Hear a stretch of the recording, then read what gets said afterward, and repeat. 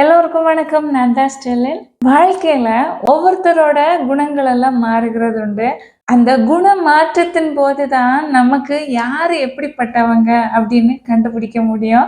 அப்படிப்பட்ட ஒரு சில மாற்றங்கள் எப்போ எப்போ யாருக்கு வருது அப்படின்றத பத்தி இன்னைக்கு பார்க்கலாம். ஃபர்ஸ்ட்டு பிரதரோட மாற்றம், சகோதரனின் மாற்றம் எப்போ உணரலாம் அப்படின்னா, சண்டை போடுவாங்க பார்த்தீங்களா? ஒரு சில இடத்துல எல்லாம் சகோதரருக்குள்ளாடி சண்டை ரொம்ப அதிகமா இருக்கும். ஒரு சிலரெல்லாம் சண்டையே இருக்காது. ரொம்ப ஒற்றுமையா இருப்பாங்க. ஆனா, ஒரு காலகட்டத்துல, ஒரு சூழ்நிலையில ரொம்ப பெரிய சண்டை ஒரு சகோதரருக்குள்ளாடி வருகிற நேரம், அவங்க வாயிலேருந்து வார்த்தைகள் அதிகமா வரும். ஓகேவா? அதுவரைக்கும் எந்த ஒரு தேவையில்லாத வார்த்தைகளும் பேசியிருக்க மாட்டாங்க. சகிச்சு போயிருப்பாங்க. ஆனா, பிரச்சனைன்னு வருகிற நேரம் அவங்களோட வாயிலிருந்து வார்த்தைகள் எல்லை மீறி வரும். இப்படி சண்டை நடந்து முடிஞ்சதுக்கு அப்புறமா, சகோதரர் வந்து சொல்லுகிறாரு, "நான் தெரியாம பேசிட்டேன். என்னோட மனசுல அப்படியெல்லாம் எதுவுமே கிடையாது. ஆத்திரத்துல பேசிட்டேன், கோபத்துல பேசிட்டேன்" அப்படின்னு சொல்றாங்கன்னா நம்பாதீங்க. ஏன்னா, உள்ளுக்குள்ளாடி என்ன இருக்குதோ அதுதான் வெளிய வரும். ஓகேவா? வெறும் நாக்கு மட்டும் பேசுறது இல்ல. நம்மளோட சிந்தனை, நம்மளோட எண்ணங்கள் தான் வாய் வழியா நம்ம பேசுறோம். அதனால உள்ளுக்குள்ளே இருந்தா அது வந்தது. அத அலட்சியம் செய்ய வேண்டிய விஷயம் இல்ல. ஒவ்வொருத்தருக்கும் மனசுல என்ன இருக்கு அப்படின்னு வெளிப்படையா காட்டப்படுகிற உண்மைதான் அது. ஒவ்வொருத்தரோட மனசுல ஆழத்துல என்ன இருக்குது அப்படின்னு கண்டுபிடிக்கிறதுக்குள்ள ஒரு தருணம் தான் அது. அடுத்தது சகோதரி. சகோதரியோட மாற்றம் எப்ப தெரியும் அப்படின்னா, பெண்கள்னாலே வேறொரு வீட்டுக்கு கல்யாணம் பண்ணி போயிடுவாங்க. ஆனா, இறுதியான ஒரு சூழ்நிலை வரும். அதாவது தன்னோட தாய், தந்தையர் முதியவர் ஆன பிறகு சொத்த பிரிக்கிறது அப்படின்னு ஒரு நிலைமை வரும். அந்த நேரத்துல ஒரு சகோதரிக்கு உள்ளாடி மனசுல என்ன இருக்கு அப்படின்னு உள்ளது கண்டிப்பா வெளிப்படும். பிரச்சனை அந்த இடத்துல உருவாச்சு அப்படின்னா, கண்டிப்பா அவங்களோட வாயின் வார்த்தைகள் மூலமா அவங்க உள்ளத்துல என்ன இருக்கு அப்படின்னு அறிஞ்சு கொள்ள முடியும். ஒரு சிலரெல்லாம் அப்படி கிடையாது. இப்போ வந்து நம்ம அம்மா, அப்பா கஷ்டப்பட்டு நமக்கு எல்லாமே குடுத்து மேரேஜ் பண்ணி வச்சாங்க. நம்ம இன்னொரு ஃபேமிலில வாழ்ந்துகிட்டு இருக்கிறோம். நமக்கு தம்பி இருக்கிறாங்கல்ல, அண்ணன் இருக்கிறாங்க. அவங்க அம்மா, அப்பாவோட சொத்துக்கள வச்சுக்கட்டும். அவங்க வாழ்க்கைக்கு அது பலனா இருக்கட்டும் அப்படின்னு விட்டு குடுத்துருவாங்க. அது நல்ல சகோதரிக்கு அழகு. ஆனா ஒரு சிலர் அப்படி இல்ல. கொஞ்சமா அங்க இருந்தாலும் அதுலயும் பங்கு கேட்டு போய் நிப்பாங்க. அது மாதிரி பிரச்சனை உருவாகுற நேரம், சகோதரி பிரச்சனை பண்றாங்க அப்படின்னா, அது நல்லதும் கிடையாது. அது மட்டும் இல்ல, எப்படியாவது அந்த சொத்த நம்ம வாங்கிடணும் அப்படின்னு உள்ள அந்த வாஞ்சையோட வாயிலேருந்து விடுகிற வார்த்தைகள் எக்ஸ்ட்ரீமா போகும். ஓகேவா? ரொம்ப தேவையற்ற வார்த்தைகள் எல்லாம் பேசுவாங்க. அப்போதான் அவங்களோட உண்மைகள் தெரிய வரும் நமக்கு. அவங்களோட உள்ளத்துல என்ன இருந்துச்சு இவ்வளோ நாளு அப்படின்னு. அடுத்தது ஃப்ரெண்ட்ஸோட மாற்றம். ஃப்ரெண்ட்ஸ்ன்னு பார்த்தீங்கன்னா, இப்போ நம்ம நெறைய செலவு பண்றோம் அப்படின்னா, நமக்கு நெறைய ஃப்ரெண்ட்ஸ் சேர்ந்துப்பாங்க. நம்ம எதுவுமே செலவு பண்ணல. கொஞ்சம் அப்படி நார்மலா தான் வாழ்ற மனுஷனா இருக்கிறோம் அப்படின்னா, ஃப்ரெண்ட்ஸ் வட்டாரம் கொஞ்சம் கம்மியா தான் இருக்கும்.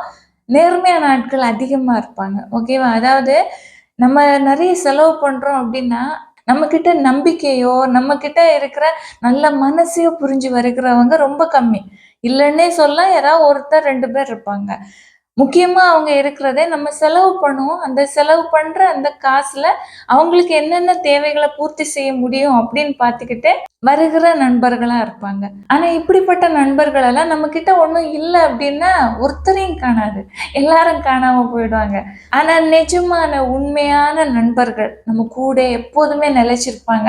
அந்த உண்மையான நண்பர்கள எப்படி கண்டுகொள்ளலாம் அப்படின்னா, இப்போ ஒரு பிரச்சனை வருது, கஷ்டம் வருது. அப்ப கூட நிக்கிறாங்கல்ல, அவங்க தான் உங்களோட நிஜமான ஃப்ரெண்ட்ஸ். எந்த சூழ்நிலையா இருந்தாலும் சரி, "நான் இருக்கேன் உனக்கு, நான் பார்த்துக்கிறேன்" அப்படின்னு முன்ன வந்து நிக்கிறாங்கல்ல, அவங்க தான் நிஜமான உண்மையான ஃப்ரெண்ட்ஸ். அவங்க ஒரு நாளுமே உங்களுக்கு துரோகம் செய்யவே மாட்டாங்க. எந்த சூழ்நிலையிலயும் கைவிட மாட்டாங்க. என்ன ஆனாலும், எது நடந்தாலும் சரி, உலகமே எதிர்த்தாலும் சரி, "நான் இருக்கேன் உன் கூட" அப்படின்னு நிக்கிறாங்கல்ல, அப்படி ஒரு நண்பர் உங்களுக்கு கிடைச்சிட்டாங்க அப்படின்னா, ரொம்ப பெரிய அதிர்ஷ்டசாலியே நீங்க தான். நெக்ஸ்ட்டு ஹஸ்பண்டோட மாற்றம். ஒரு கணவரின் மாற்றம் எப்ப தெரியும் அப்படின்னு பார்த்தீங்கன்னா, அதாவது உண்மையாகவே அவர் நேசிக்கிறாரா? இல்ல அவர் வந்து சும்மா கடமைக்காக நம்மள வச்சு வாழ்ந்துகிட்டு இருக்கிறாரா? அப்படின்னு கண்டுபிடிக்கிறதுக்கு பெஸ்ட்டான ஒரு சிச்சுவேஷன் இருக்கு. என்ன தெரியுமா?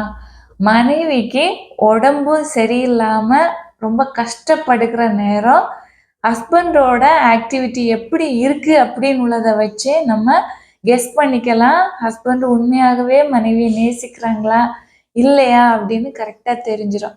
ஓகேவா? ஒரு சில ஹஸ்பண்ட் எல்லாம் ஒய்ஃபுக்கு உடம்பு சரியில்லைன்னா ஏன்னே கேட்க மாட்டாங்க.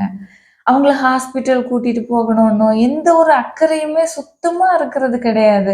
ஒரு கணவரோட தேவை மட்டும் நிறைவேறினா போதும் அப்படின்னு நினைக்கிற கணவர்களும் இருக்கிறாங்க. அவங்களுக்கு நேரத்துக்கு சாப்பாடு ரெடி ஆயிடுச்சா, வீட்டுல உள்ள வேலைகள் எல்லாம் முடிச்சாங்களா, இந்த மாதிரி ஒரு ஒரு வேலைக்காரி மாதிரி வச்சு நடத்துகிற ஹஸ்பண்ட்ஸும் இருக்கிறாங்க.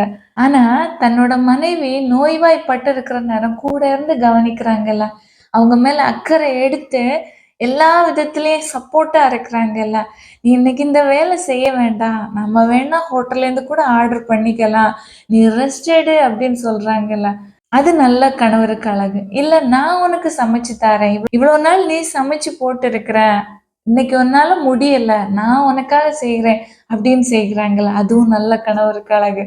இது மாதிரி உள்ள கஷ்டமான சுச்சுவேஷன் சூழ்நிலைகள் உருவாகுற நேரம் ஒரு ஹஸ்பண்ட் எப்படி மனைவி கிட்ட நடந்துக்கிறாங்களோ அதை வச்சு கணவரோட அன்பு எவ்வளோ ஆழமானது, அது நிலைக்குமா நிலைக்காதான்னு கரெக்டாக கண்டுபிடிச்சிடலாம்.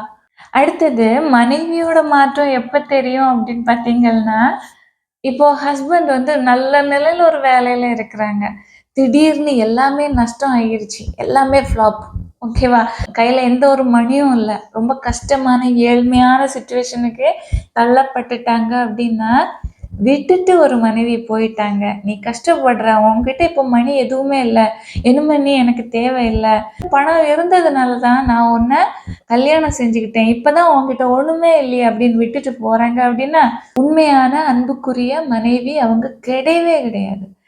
இப்போ கஷ்டம் வந்துருச்சுன்னா சரி பரவாயில்ல, நம்ம 2 பேரும் சேர்ந்து இந்த கஷ்டத்தை மாற்றுறதுக்கு ட்ரை பண்ணலாம் அப்படின்னு கூட உறுதுணையா இருக்கிறாங்கல்ல, அவங்க தான் உண்மையான நிலையான அன்பான மனைவி. அப்படிப்பட்ட ஒரு உறவு உங்களுக்கு கிடைச்சிருக்கு அப்படின்னா ஒரு நாளும் கைவிட்டுறாதீங்க. அப்படிப்பட்டவங்க எல்லாம் கிடைக்கிறது ரொம்ப அரிது, எல்லாருக்கும் அப்படி அமைகிறது கிடையாது. எப்போதுமே வாழ்க்கையில கஷ்டத்துல கை கொடுத்து நிக்கிறவங்க எந்த சூழ்நிலையிலையும் உங்களை துரோகிக்கவோ கைவிடவோ மாட்டாங்க. அவங்களெல்லாம் ஒரு நாளும் கைவிட்டுறாதீங்க. இது மாதிரி மாற்றங்கள் சொல்றது வாழ்க்கையில மாறி மாறி இருந்துகிட்டே இருக்கும். ஆனா இந்த மாற்றங்கள் கூட நமக்கு நல்லதுதான் செய்யும். ஓகேவா? யாரு கெட்டவங்க, யாரு நல்லவங்க, யார் நம்ம கூட நிலைச்சிருப்பா, யார் நிலை இல்லாம விட்டுக்கிட்டு போவா, எல்லாத்தையும் கண்டுபிடிக்கிறதுக்கு இந்த மாற்றங்கள் வாழ்க்கையில வருகிற நேரம் கண்டிப்பா நமக்கு அது வலியை கொடுத்தாலும் அந்த வலியில உண்மையை உணர்கிறதுக்குள்ள ஒரு வாய்ப்பு கிடைக்குது. இந்த மாற்றங்கள் உங்க லைஃப்ல நடந்திருந்தாலும் சரி வருத்தப்படாதீங்க, எல்லாமே நல்லதுக்காக அப்படின்னு நினைச்சுக்கோங்க.